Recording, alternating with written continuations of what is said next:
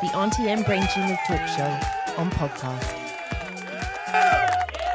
Hi, my name is Christine, and in November 2024, I was diagnosed with a meningioma angiomatous microcystic subtype. I had been struggling with headaches for a number of weeks, which felt like very intense pressure. My vision felt a little bit strange. I also randomly started vomiting, and I found that very strange because it was spontaneous vomiting. Something that added to my symptoms as well was a big shift in personality. My usual motivation and zest for life and wanting to get stuff done, wanting to make plans, all of that was just sort of gone. I wasn't doing the basic simple things that I would do on a normal day-to-day basis. And even, taking my son to school, which is a very short walk away from our house, was such a chore in terms of, using up my energy levels. And it got to the stage where, he was being late at drop off, and it was, my fault. Just everything felt very sluggish and like life in slow motion. And yeah, so all of those symptoms combined was not great. Having seen two doctors during that time, so I saw one at a walk-in clinic, and then I went to go and see another one for a second opinion, because I said to them, I'm getting these headaches, I'm being sick, my vision feels funny, I don't feel great. And they had said that, well, you're a newcomer to Canada, like it'll take some time adjusting to the climate and, the stress of having moved and everything. Here's some more pain medication, take this. But most of the time when I was taking it, it was in the middle of the night. It was when I was like asleep, I would wake up with an intense headache, pressure, and then I would take the medication and then I would be sick. Like nothing was helping. And something else that we notice now in hindsight, like at the time I didn't think of it as a symptom. I think my husband probably did because he thought it was a bit strange, was my inability to control my temperature. And it was quite warm, but not as hot as it had been in the summertime. And it was like fall, so like August, September, October, November. And I was putting the air conditioning in our house onto like 16, 17 degrees.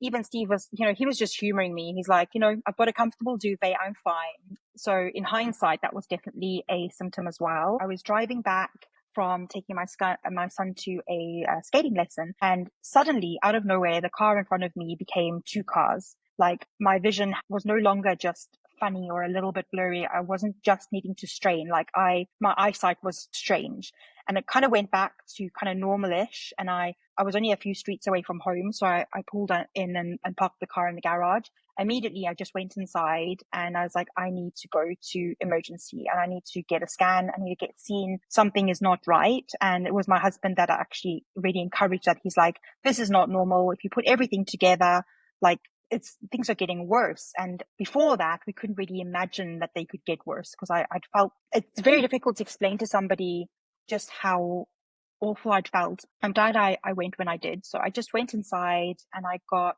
a shopping bag because it's like all I could find with how horrible I'd felt. And I just thought, I'm going to go to emergency. I need to make sure I'm prepared, because my husband was going to stay at home with our son. We didn't have anybody to watch him.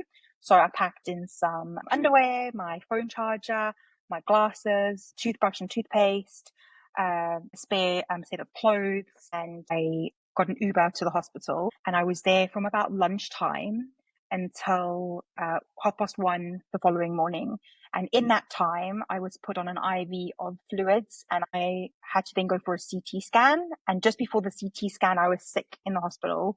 I thought that was really strange. Like I was on this drip, but I guess with the influx of fluids and the medication, my body had just had enough, and I was obviously in the right place. I had the CT scan done, and then I had to go and wait in another little section of the emergency department after I had the scan done. And I was sitting in an area with like a full IV bag, and they wanted me to get all the fluids in.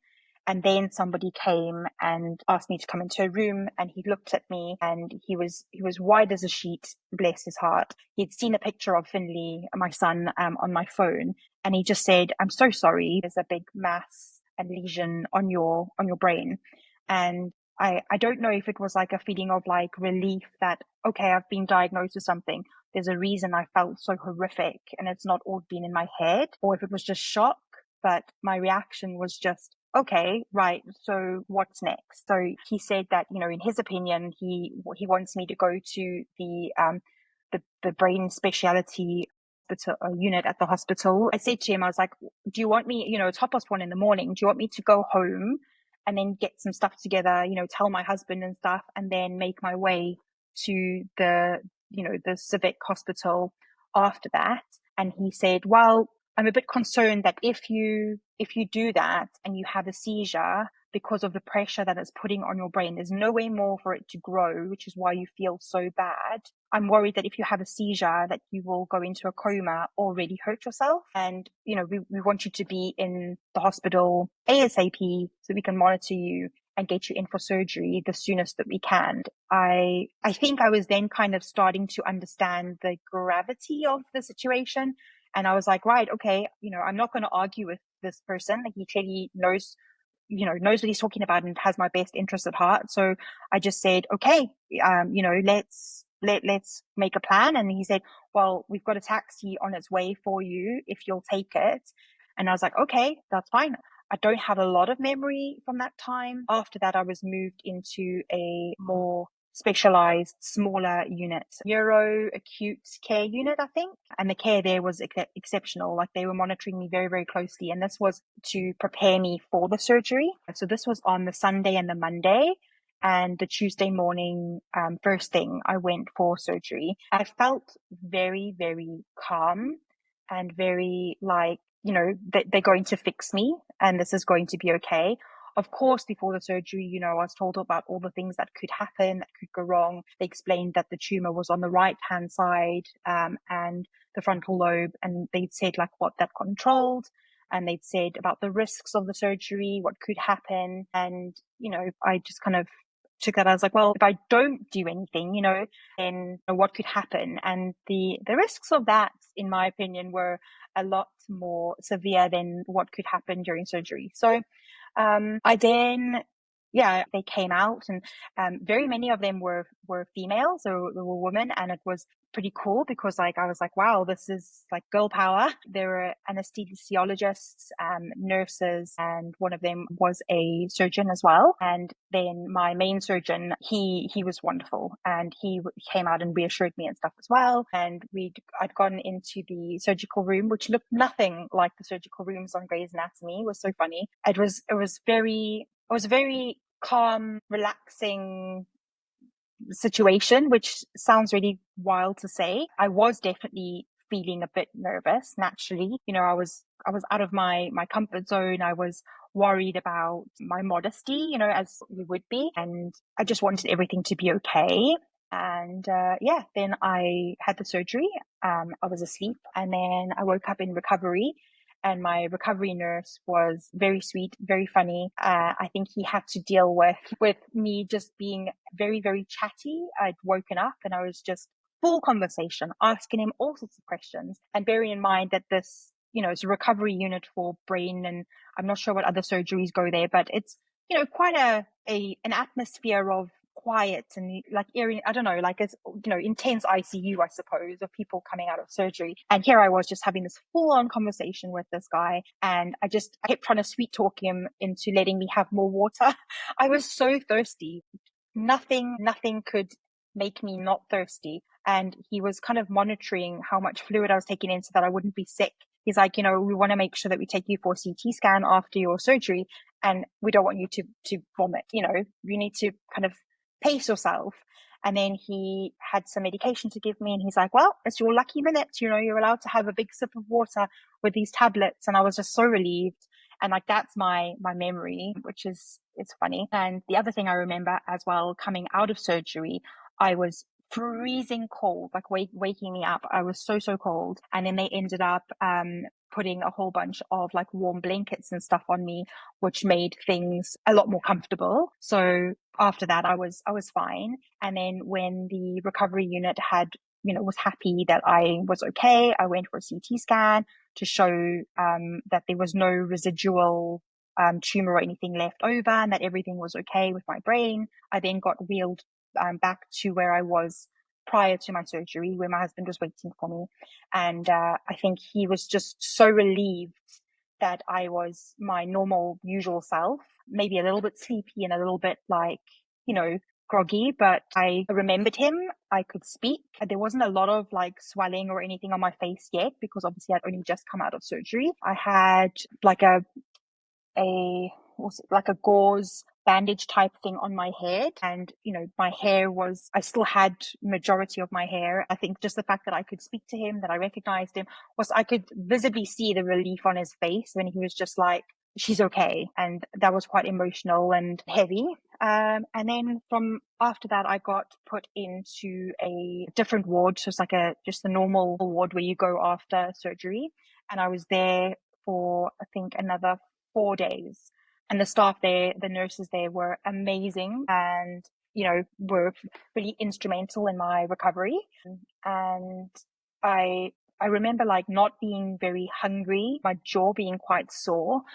And that made it obviously quite difficult to eat, made it quite difficult to drink. I found myself being able to drink like tea or something that had like a spout or a straw. So I was drinking a lot of ice water, which obviously, water is the best thing that you can drink. So I went through a lot of water. I wasn't eating much at all that week, and like nothing, I couldn't chew like dried fruit or fruit. So I did what I could. I was in the NACU unit for one night after my surgery. And the next day I was wheeled through to the recovery place. I think they just wanted to make sure that everything was okay. So they removed my catheter, and it was pretty much after that, I had the energy and the motivation. I wanted to get up and moving. So I didn't really have anybody come and prompt me. I wanted to get up. I was very concerned about cysts, and I just wanted to have a little bit of control over my life again, I suppose. I didn't feel the need to be bed bound or anything like that. And I'm very grateful and thankful that I was able to do that, because I know that not a lot of people are able to do that straight after brain surgery. But yeah, I was good to go. I wanted to get up and use the washroom on my own. I wanted to like see myself in a mirror and make sure that I was, okay. And so I did that quite soon. And then I got moved to the ward, and I was in there. I was very lucky that I got a semi-private room. It was what they had available at the time. The woman I was sharing with had a spinal surgery, so it was slightly different. It had a bathroom in there that, just the two of us would be using. And I found it, quite useful. I was getting up and doing things pretty instantaneously. I was then discharged the Saturday following that. So the complications that I had faced, which thankfully I didn't have many at all, but I had a lot of swelling, and I really wish that I had known that this would be an outcome, so that I could have been a little bit more proactive and advocated for ice and ice packs, so that I could place it on not exactly where the surgery was, but just like on the top of my forehead where the swelling was building. Because what had happened was, although when I came out of surgery, there wasn't any like visible signs apart from, obviously the obvious bandage, that I had brain surgery. The following day, my eye was shut completely. Like I couldn't see out of it. I couldn't open it. I couldn't move it. And it was completely black and blue. It was quite an image. And, as soon as I started putting ice on it, it definitely started to help. But they actually had to get an ophthalmologist separately to come and see me to make sure that the pressure and stuff in the back of my eye wasn't going to cause me to lose my sight. They said that was quite a strong possibility if I wasn't able to get the lids open so that they could check it. They wanted to make sure that everything was okay. So I had to go for another CT scan to just check the eye area. And eventually, after lots and lots of icing that day, a few hours later, they came back and they managed to open it and check the pressure or something. And they said that they weren't concerned in terms of physiotherapy or anything like that. There was kind of loose talk of, but I didn't actually end up seeing anybody. I think that they were just happy that I was functioning okay. From all the other horrible cases that they would have seen, I must have been maybe a unique one. I'm not sure. So yeah, brain surgery wasn't actually that bad. And it sounds really strange to say, but I'm saying that more to reassure anybody who's about to go through it. It sounds really scary. The fact that they have to cut into you and, go through your skull, and it sounds very, very scary, and it is. But these are professionals who know what they're doing, and they well, for me anyway, I'm not sure what the protocols and stuff are elsewhere, but they've numbed my scalp. So I actually don't have any feeling in my scalp. So coming out of surgery, I felt already a massive difference in myself. And that sounds really intense to say, but I felt horrific beforehand. And I felt even worse just before surgery. Obviously, it had come to a peak, but immediately after surgery, I felt a difference. I felt lighter. I didn't feel so overwhelmed. My headaches had completely gone. I didn't feel nauseous or sick or anything. My vision hadn't returned, and my vision actually felt considerably worse than before. But that was big part to do with the largely down to the swelling that I had experienced, especially when it came to my my right eye. So I found watching anything to be quite difficult.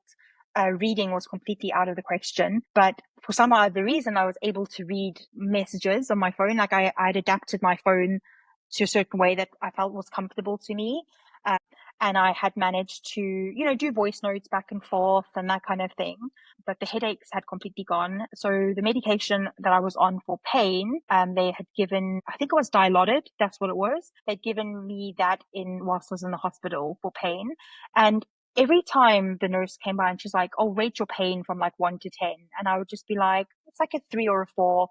There was like a little bit of a sensation, but I wouldn't explain it as pain. It was nowhere near the headaches I was experiencing before. But obviously, they've cut into you, like you're going to feel something, but it wasn't anywhere what I was expecting to feel when you talk to somebody about brain surgery. The most pain I had from my memory now was in my jaw, like just this kind of section here, because obviously the muscle that they had cut into. And, there was a little bit of sensation around, especially the front bit.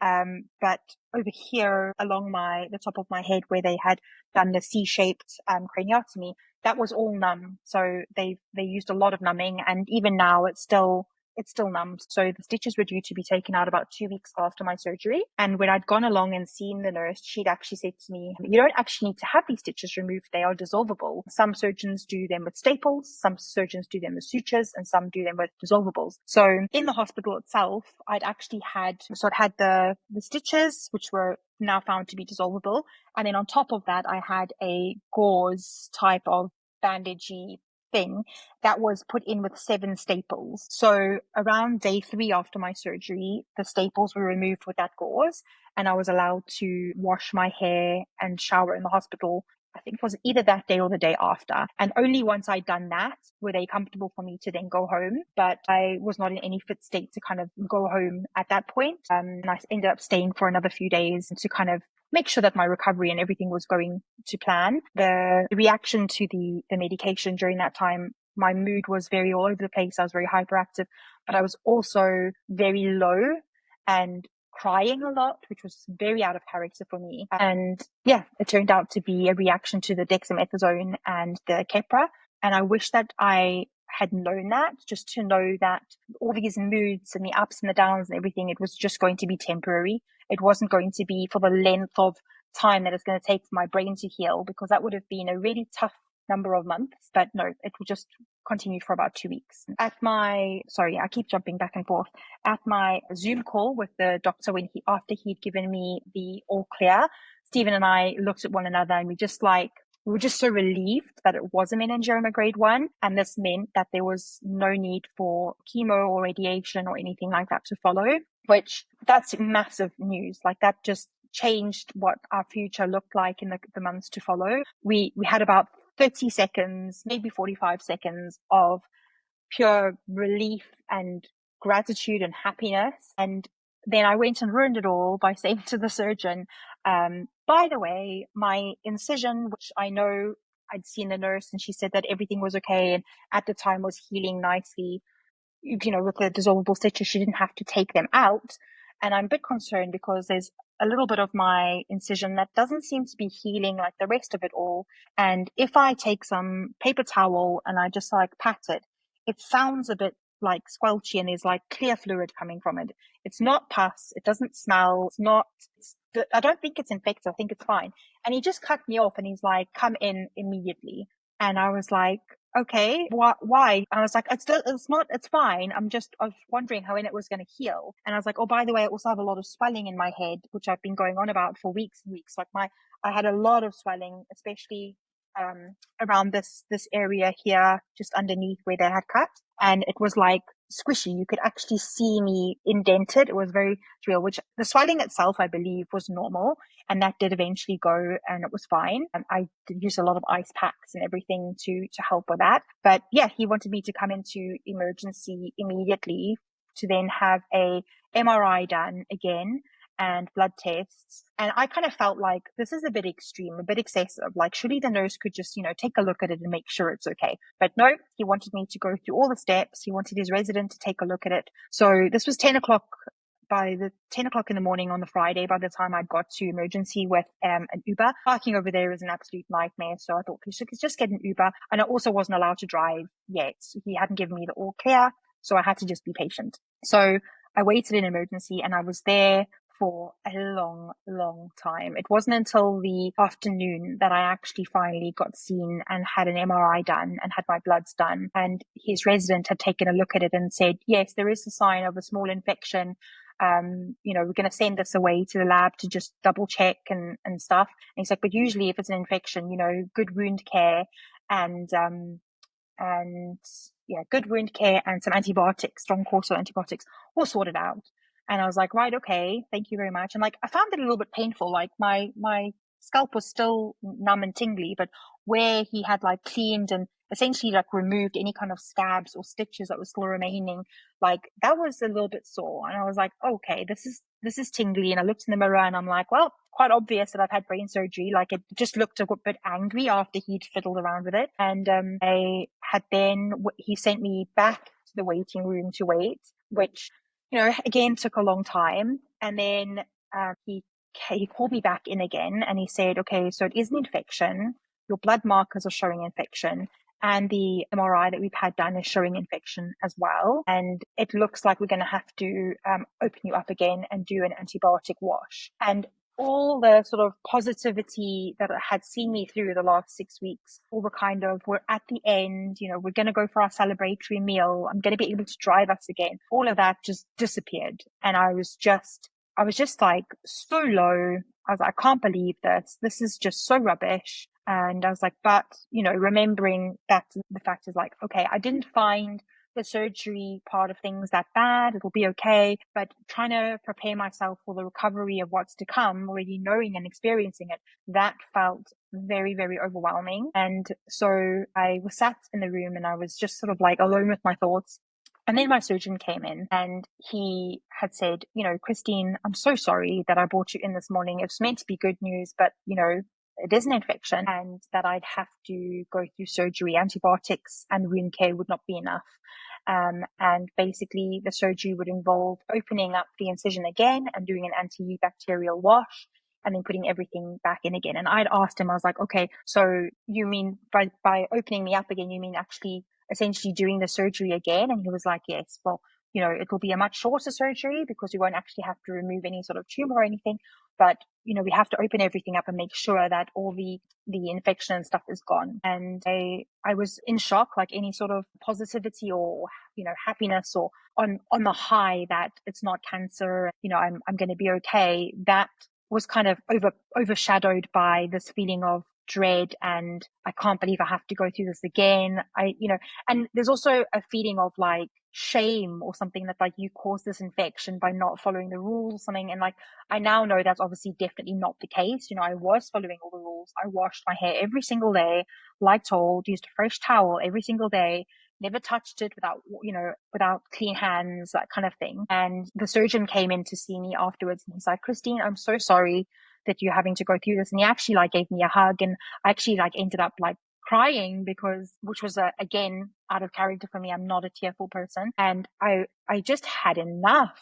This was just not what I wanted. And I was frustrated because, I'd had all the swelling and, my wound didn't feel quite great, but there was no obvious sign that there was an infection.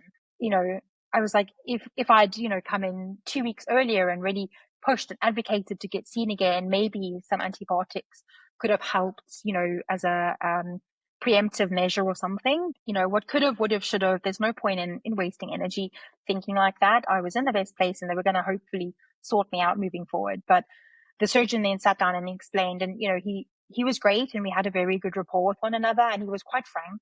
And he just said, we're going to go for the surgery. I'm going to open you up again as soon as I get the opportunity so that you can, get home and get on with your recovery again. And I was like, right, okay. And he then said, on a serious note, we just have to prepare you that there's a very strong chance that this infection has gone into the bone of the bone flap, which they obviously took out to do the operation and then put back in. And he said, if there's a lot of swelling or we can't get the bone to fit back in or the bone itself is infected, there's a chance that we need to take that bone, discard of it, have a 3D printed model or replica of that bone flap to then put in, down the line as a third surgery. And that was just very intense. It's something that I could never have fathomed could happen. And I was like, the brain tumor was discovered. It was a low grade meningioma.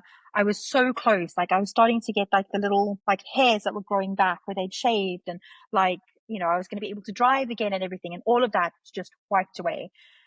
And I was in this room and he'd said, he's going to try and get on with it ASAP. And, if this happened, that they've got steps in place and things to do, and, the replica and the third surgery if needed and stuff. But he's very hopeful that it won't come to that. But they just have to make me aware, because as an adult, your bones and your skull doesn't recover as easily as like say a child. And they wouldn't want to obviously put a piece of bone back into my head by my brain, which potentially had infection. So he then left me and he's like, I'm going to go and make some plans and calls and stuff. Somebody will be down to fetch you soon and take you to admission and, take it from there. So I was sitting in this room and I phoned Steve and I had said to him, I was like, this is not how we envisioned our Friday going. You are, working from home, and I had just come for a checkup and hopefully to see the surgeon. Nowhere in our wildest dreams did we expect it would take this long, and nowhere in our wildest dreams did we think that this was going to be the outcome. And when I say take this long, by the time I had been told, what the situation was, I think it was like 4:00. And I'd been there since 10:00 that morning. So it wasn't really the day that we had planned. And I was starving as well. And the only thing that they have available in the hospital to eat during that sort of time was a Tim Hortons. And it's just not what I envisioned as dinner. And, by the time I'd gone to they didn't have much dinner and stuff there either. So I did manage to nip to Tim Hortons to just get something in my system, but they were also very cautious of giving me very much because they were hoping I'd be going for surgery early the next morning, first thing. I was just put onto the normal ward that I had been discharged from originally. And they were great, and I recognized a few of the nurses and stuff, and they were sad to see me back. But I had a very nice roommate. She had gone through something kind of similar. It was, it was nice. She was of similar age and everything. And I was so distracted and low. I didn't want to speak to anybody on my phone. It was just so sudden and so rubbish that my mood wasn't great. And I was kind of messaging Steve and sort of told my trusted nearest and dearest friends, but I wasn't anywhere near as sort of calm or positive or chatty as the first time round. But then my roommate at the time, her friends came by to kind of give her a cheer me up visit, and they were so sweet. They actually ended up including me in a lot of their our sort of demographic conversations, and that was quite nice, and it kind of took my mind off of things. And when they'd left, I think it was around 10:30 or 11 at night, and I was very aware that come midnight I wouldn't be allowed to drink anything else. So I was like just trying to drink as much water as possible to make sure I didn't feel as thirsty as I did the first time round. And I said my I love yous to Steve and everything, and I tried to get some sleep. And then I'd woken up the next morning, and I obviously wasn't allowed breakfast. I wasn't allowed anything to drink, nothing like that. And I was very anxious waiting for the surgery because I was told it could happen at any minute. And it was only around lunchtime, approximately, when I got taken. And it was very, very sudden. The porter just came in and was like, right, Christine, is this, you going for surgery? And I was like, yeah, sure. Okay.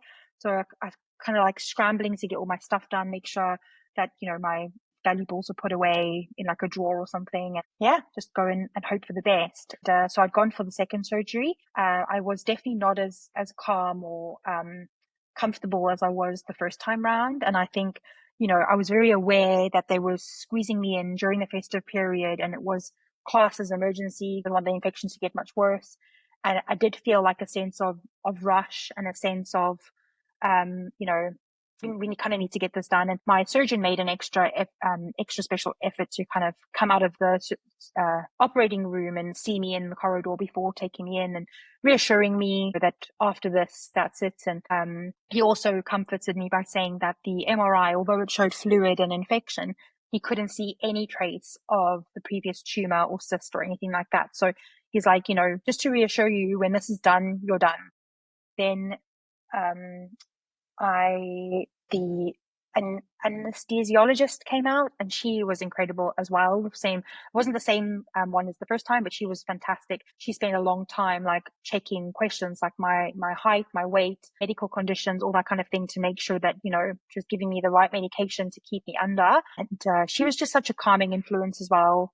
And the nurses and stuff were busy around me, getting everything all ready. And I remember in my head just thinking, I just want this to be over and done with as soon as possible. Like I'm not happy. I just felt rubbish. And I was asleep. I was put to sleep. And then when I woke up from the surgery in the recovery room, I remember not feeling as cold and stuff as before. And I remember not feeling as thirsty as before. And I think because the surgery was actually only 20 minutes approximately. And the first thing I said to the nurse that was looking after me in the recovery section was like, did they have to did they have to get rid of the bone flap? And he had said, he's like, they didn't even have to, he just said no. He's like, they didn't even have to go into the bone.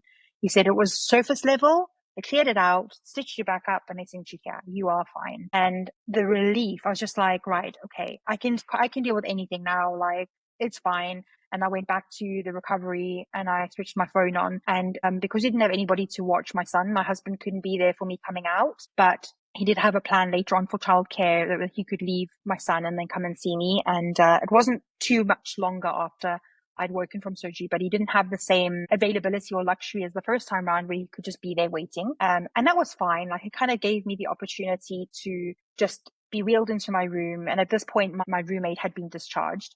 So I had the room to myself just to kind of collect my thoughts and be like, wow, that was a wild 24 hours. Like, let's just take a minute to process that. And then he came and he brought me a bag of, bits and pieces that I needed. And he's like, yeah, the surgeon called and he said that everything went great. He's like, I can actually take you home now if you want. And I was like, wow, okay, that's good to know. But we kind of all decided, and the nurse had suggested the same. And, nurses are fantastic. So are surgeons and stuff, of course. But, the nurse spends a lot of time with you as a patient. They get to know the situation, you end up opening up to them. And, she, having seen what I'd been through before as well, she was like, I don't think that you should go home tonight. Like, just stay one night, like just, stay and recover and make sure that you're okay. And, I think I was happier doing that because I was very concerned. Like, I wasn't aware exactly what went on in my brain when he was doing the second surgery. And I was concerned about the swelling and stuff. What if that happened again and I needed the ophthalmologist again, or, something happened. So we all decided that staying in hospital just until the next day would have been better. And then that also meant that we had the opportunity to make sure that, a friend could pick me up instead of having to worry about Ubers and that kind of thing. And it was just, it was good. And I could eat again. I was, quite calm. They moved me into a different room again where I had another roommate, but unfortunately she was not doing very well, and she was very, very young. And that was quite difficult to be around. Yeah. A few weeks after that, I had my stitches looked at, which turned out again to be dissolvables, but the nurse had decided that she was going to take them out anyway. They were ready to come out. And I was happier with that. I really didn't want to have to go through any sort of infection risk or anything again, even though that I know that that's silly because, it could happen to anybody. It's the smallest of bacteria can cause it. And and then I saw my surgeon a couple of weeks after that, where he and I actually saw him in person this time, and he was very happy with my healing. He said I looked fantastic and he wasn't concerned at all. I was pretty much 100% healed, and I was allowed to wash my hair normally, which I was very excited for. I didn't have to use baby shampoo anymore. I didn't have to, to cover my incision as much as I had been doing. And so he was very happy, and he said that he would see me in a year's time. So I am now on a yearly MRI scan. So he will take a look and see. But yeah, so recovery's gone really well. I've not had any issues or anything since then. And I am just very, very grateful for all the support that my husband gave, that my in-laws gave. And, my son was incredible. He is only 5, and he dealt with all of this amazingly. His school were incredibly supportive, and our mum friends and dad friends and stuff, they really rallied to help and make things as normal for Finley as possible. And of course, my friends and my family, I don't know what I would have done without them. Just having them in my phone was an absolute lifeline. But yeah, I'm just very, very grateful for all the love and support, especially the Canada family that we've made. Majority of them, my husband's work colleagues, helping with all sorts, like food drops and lifts to hospitals and all sorts. I'm very, very lucky, and I know that I have wonderful friends who have dropped all sorts to help not just me, but myself and my husband. And yeah, I'm very grateful. I don't know how we would have got through the first surgery. I don't know how we would have got through those 2 weeks without everybody who was there for us. So thank you. This is the Aunty and Brain Tumours talk show. It's a show full of informative chat and inspirational messages. The Aunty and Brain Tumours talk show on podcast.